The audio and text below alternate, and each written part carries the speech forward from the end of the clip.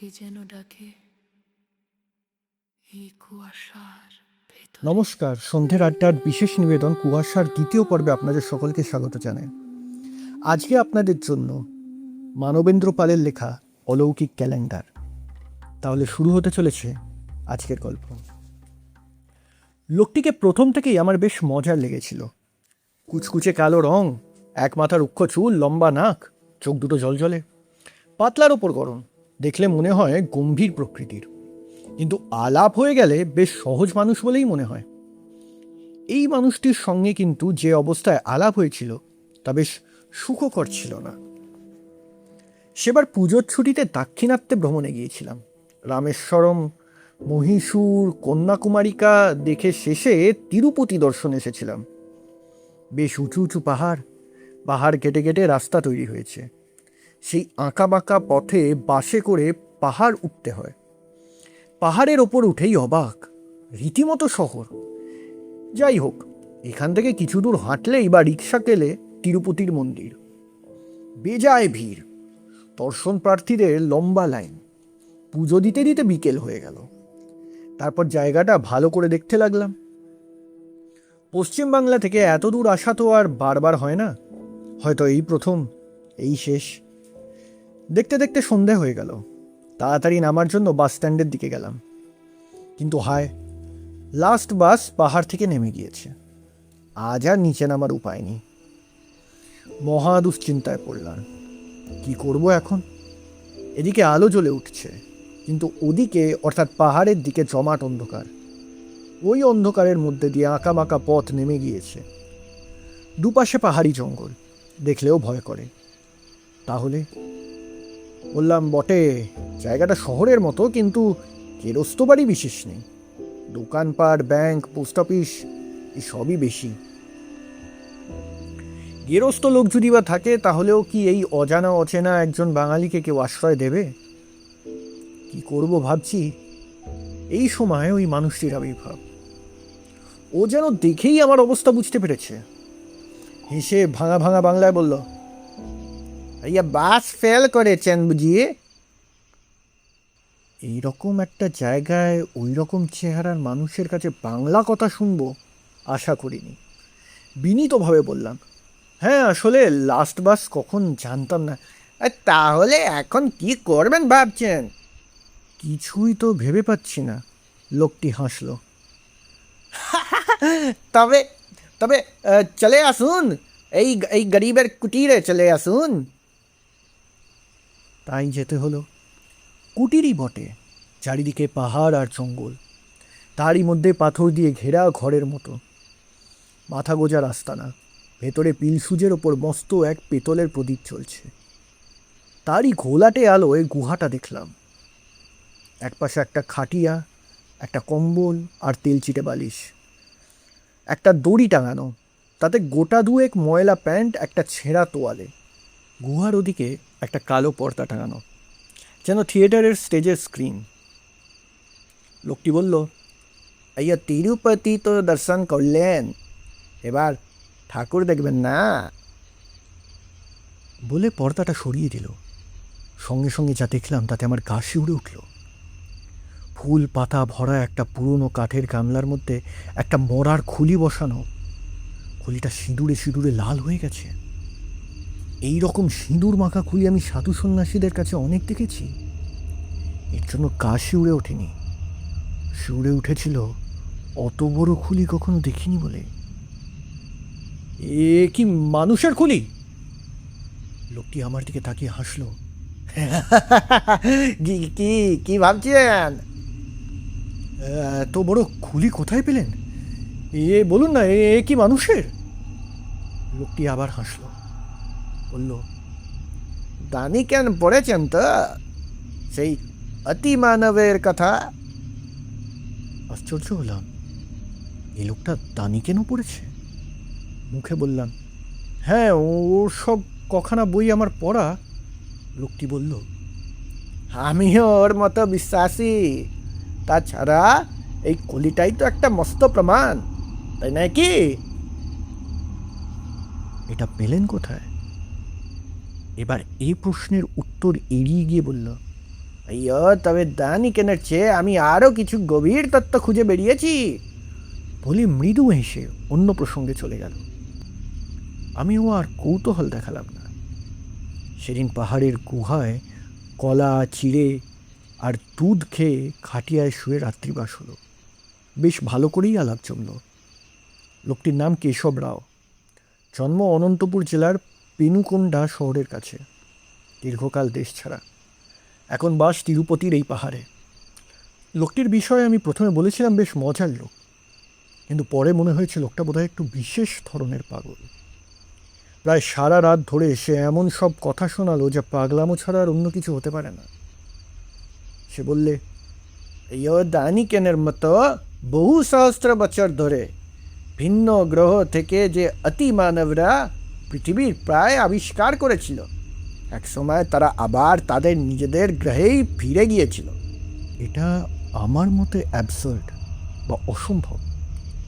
কেশবরাও একটু হাসলো, তারপর বলল, আইয়ো, আমি মনে করি তারা কেউ ফিরে যায়নি, পৃথিবীতেই ছিল, পৃথিবীতেই আছে, যে কোনো আকার নিয়ে।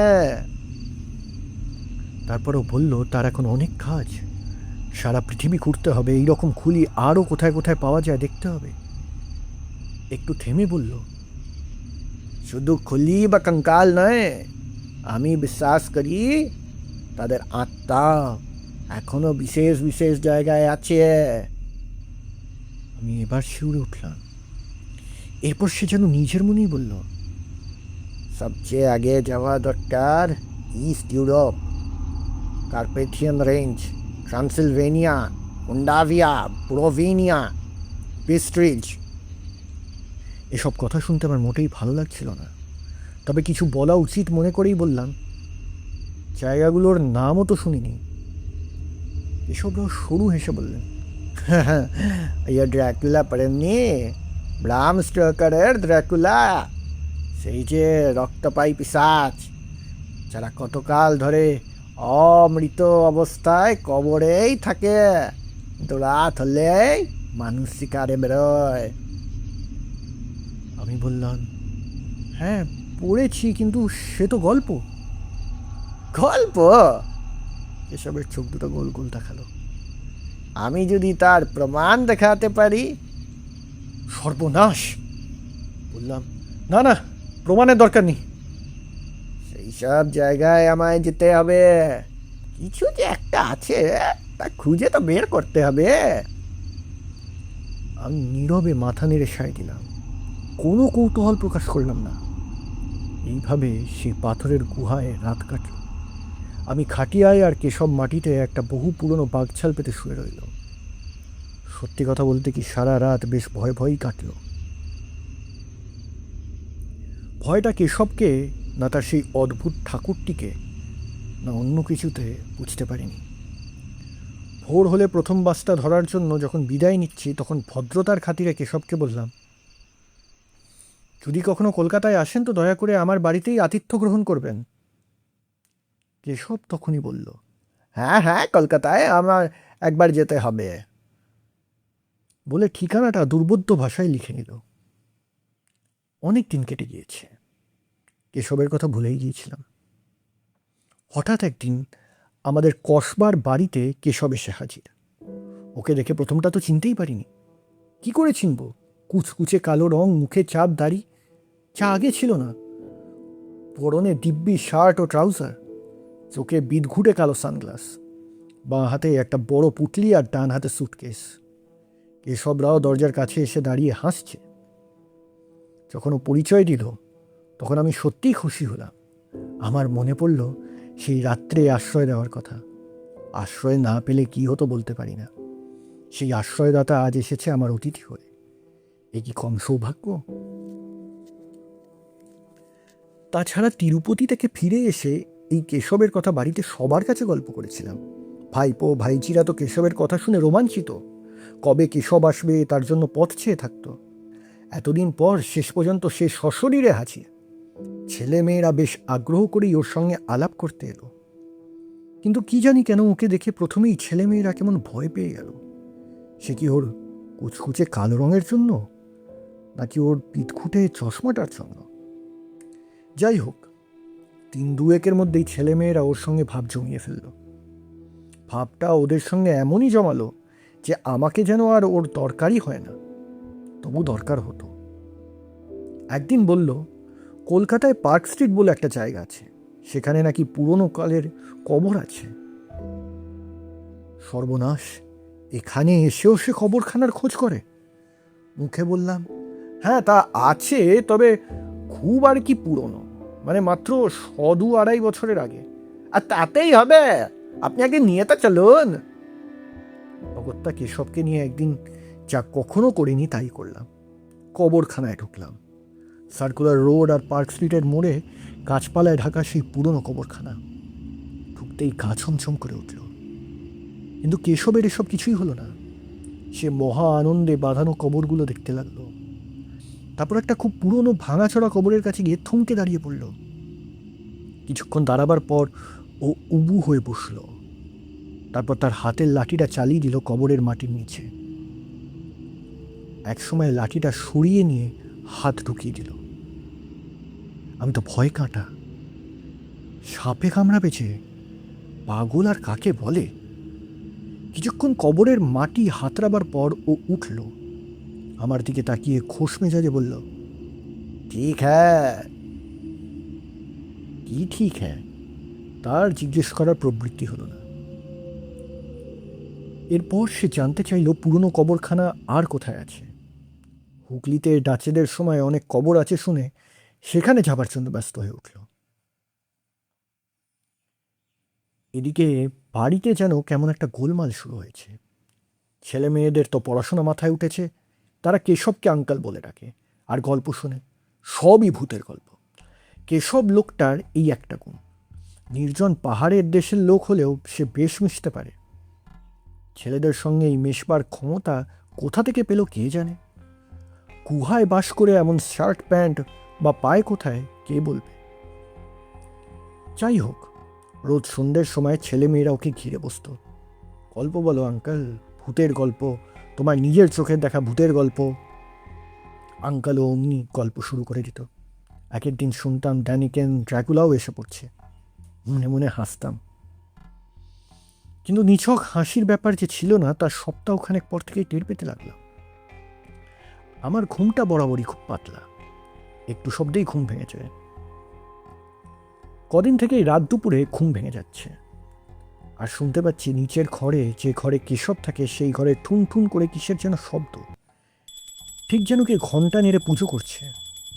একদিন দিদিমাও সেই শব্দ শুনেছে। পরের দিন সকালে বললেন, তোর ওই কেশবের ঘরে ঘন্টা বাজাচ্ছিল কে রে? আমি হেসে উড়িয়ে দিলাম, দেখ ও তো রাতে খামোকা ঘন্টা বাজাতে যাবে কে? উড়িয়ে দিলাম বটে, কিন্তু মনে খটকাটা বিঁধে রইল। কেশবই কি গভীর রাতে পুজো করে? কার পুজো? তবে কি ওর ঠাকুর সেই বিকট খুলিটা এখানে নিয়ে এসেছে? ভাবতেও গা শিউরে উঠল। কিন্তু এই সব কথা কেশবকে জিজ্ঞেস করার উপায় নেই। ও বলবে না, উল্টে চটে যাবে। সেদিন আরেক কাণ্ড।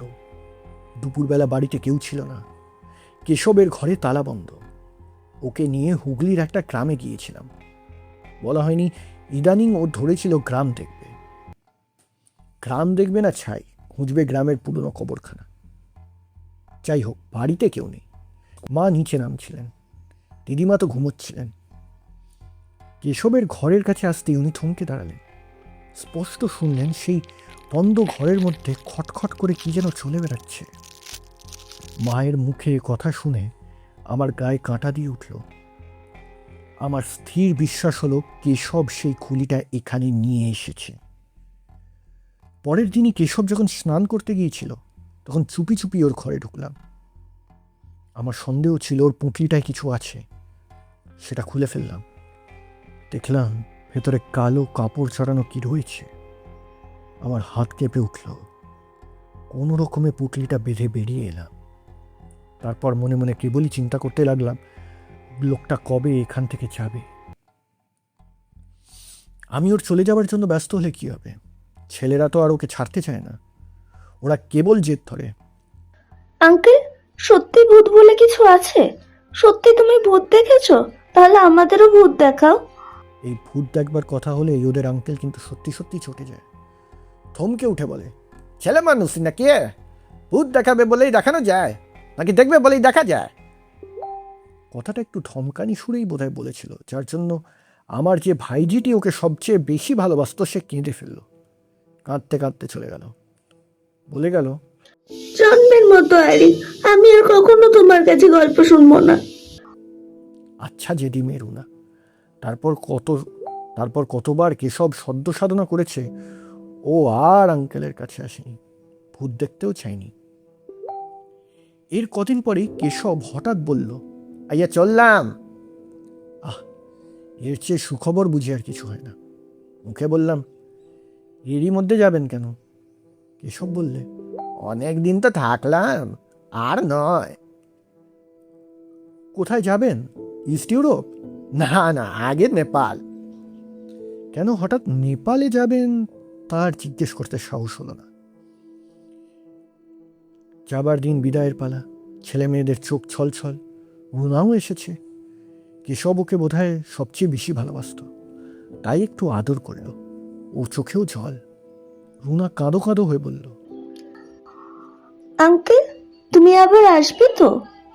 কেশব তার স্বভাব মতো হাসল। আমার উপর রাগ পড়েছে তো দিদিমণি? বা তুমি তো ভূত দেখালে না। কেশবের মুখটা শুকিয়ে গেল, বিমর্ষ হয়ে পড়ল।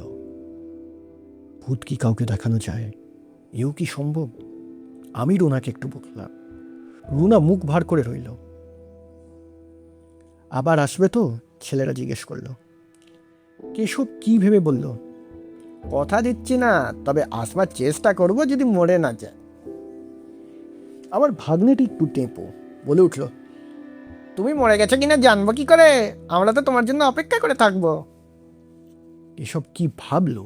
তারপর হঠাৎ মুখ ঘুরিয়ে দিয়ে পুঁটলি খুলে একটা গোল করা কাগজ এনে আমার হাতে দিল। সেটা খুলে দেখি একটা ক্যালেন্ডার। ক্যালেন্ডারের ছবিটা অদ্ভুত, ছাপা নয়। কেশবই বোধহয় নিজের হাতে গোটা কতক ছক কেটে ক্যালেন্ডারের সঙ্গে এঁটে দিয়েছে। ক্যালেন্ডারটা হাতে নিয়ে আমি বললাম, এটা নিয়ে কি করব? ও বলল, দেওয়ালে টাঙিয়ে রাখবেন। যেদিন দেখবেন ক্যালেন্ডারটা উল্টে গেছে, সেদিন বুঝবেন আমি আর নেই। এ আবার কি কথা? অবাক হব না হাসবো না ভয় পাবো বুঝে উঠতে পারলাম না। বছর 2-3 কেটে গেছে। এসবের কথা ভুলেই গেছি। ছেলেমেয়েরাও ইতিমধ্যে বেশ বড় হয়ে গেছে। সেদিন সন্ধেবেলায় বাইরের ঘরে ওরা পড়াশোনা করছে, আমি একটা ম্যাগাজিন পড়ছি। হঠাৎ মনে হলো কে যেন দরজার সামনে নিঃশব্দে এসে দাঁড়িয়েছে। চমকে তাকিয়ে দেখি কেশব রাও দরজায় দাঁড়িয়ে মিটিমিটি হাসছে। ওকে প্রথমে চিনতেই পারিনি। সেই কুচকুচে কালো রং আর নেই, কেমন যেন ফ্যাকাশে। মুখটা শুকনো, যেন কালো দাড়ির বদলে পাতলা পাতলা বিবর্ণ দাড়ি ঝুলছে, চুল এলোমেলো। সবচেয়ে অবাক হলাম ওর হাতে সুটকেসটা নেই, সেই পুঁটলিটাও নেই। রাও সাহেব না? কেশব রাও একটু হেসে আমায় নমস্কার করল। আসুন আসুন, স্বাগতম। ছেলেমেয়েরাও আনন্দে লাফিয়ে উঠল, আঙ্কেল এসেছে আঙ্কেল এসেছে। তারপরেই ওরা ধরল আঙ্কেল গল্প, অনেক গল্প। আমি ওদের ধমকে শান্ত করালাম। আজ উনি ক্লান্ত, দেখছো না ভালো করে দাঁড়াতেও পারছেন না। আসুন আসুন মিস্টার রাও আসুন। যেতে যেতে জিজ্ঞেস করলাম, আপনি কি এখন নেপাল থেকেই এলেন? কেন জানি না রাও তার কোনো উত্তর দিল না। তারপর কেশবকে নিয়ে সেই ঘরে নিয়ে এলাম। বললাম, খাওয়া দাওয়া করে আজ বিশ্রাম করুন, কাল সবাই মিলে গল্প শুনব। কেশব কিন্তু কিছুই খেতে চাইলেন না। বলল, আমি একটু ঘুমাতে চাই। আমি ওখানেই ওর শোবার ব্যবস্থা করে দিলাম। সকালে ঘুম থেকে উঠে অবাক, কেশব নেই, ওর ঘর খালি। কীরকম হলো? এত সকালে গেল কোথায়? বিছানার দিকে তাকিয়ে দেখলাম যেমন ফর্সা চাদর পেতে দিয়েছিলাম তেমনই আছে। কেউ যে শুয়েছিল তা মনে হয় না।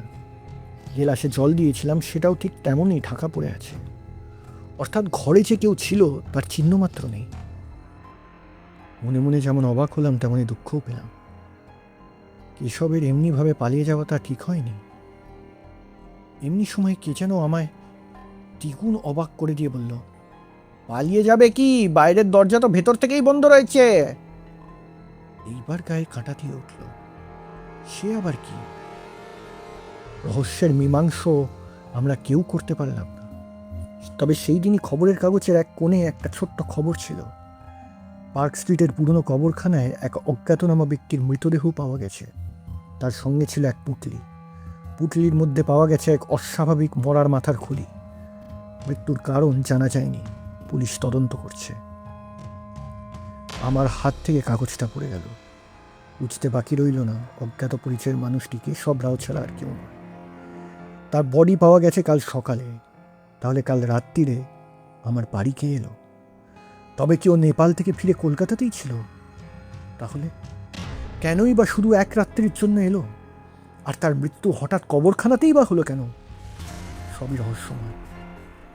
তখনই কি মনে হলো, ছুটলাম পাশের ঘরে। দেখি রুনা কখন এ ঘরে এসে ক্যালেন্ডারের দিকে জল ভরা চোখে তাকিয়ে রয়েছে। ক্যালেন্ডারটা এতদিন পর কে যেন উল্টে দিয়েছে।